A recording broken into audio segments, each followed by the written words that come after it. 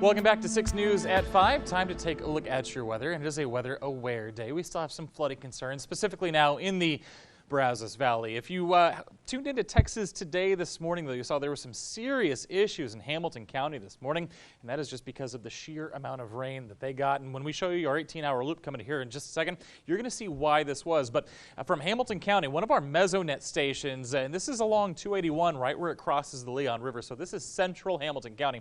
This is not in the city of Hamilton, which had its own share of issues this morning. Almost 7.5 inches recorded there. Now, of course, these are not validated yet. These are estimates based on our observations, but that is an impressive amount of rain.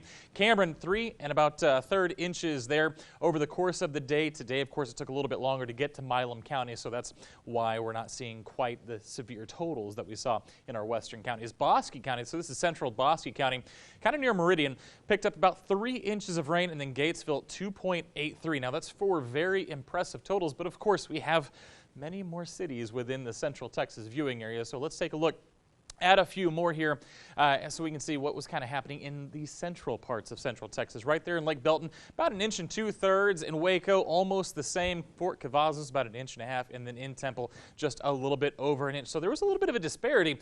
Again, Hamilton, Bosque County, they got hit very hard with the rain, and it just kept coming overnight. As of right now, most of the rain has moved off to the east into the Brazos Valley and parts of East Texas, Southeast Texas. We have one flash flood warning there remaining in parts of Williamson County, but that should expire here within the next 3 minutes. And of course, that's just because of runoff. That's how much rain we had. All the rivers draining down to the south, of course, bringing excess runoff to parts of Williamson County at this hour. So that's kind of what we're looking at on radar. So what's it look like over the past 18 hours? Where did all of this come from? Of course, we had that disturbance move overhead, and as it did, it brought us a lot of rain. So we're going to let this re-loop here.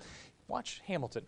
Watch Hamilton County. All the rain just passing through Hamilton County over the course of about 6 hours there before the system finally kind of sped up just a little bit as it moved down east towards the rest of Central Texas, towards Waco, and then, of course, to the Brazos Valley. But that brought huge totals to parts of Central Texas, and we're not done yet, unfortunately. We are getting a break. Some of you in our western counties probably seeing a little bit of sunshine there in the last hours of the day, but as we take a look over the next couple of days, we're going to see the rest of that system move out by tonight, the overnight hours, and we'll stay clear for at least most of the night. But as we head towards your Friday morning, watch what happens. Again, we have another disturbance we're watching, going to pop up more storms right around lunchtime, possibly in the morning tomorrow, and it spreads to cover quite a bit of the area throughout the day. And as it does so, again, we're not looking for huge totals, but we're adding more rain on top of what we already got. So it's not the totals from this particular storm that could cause flooding.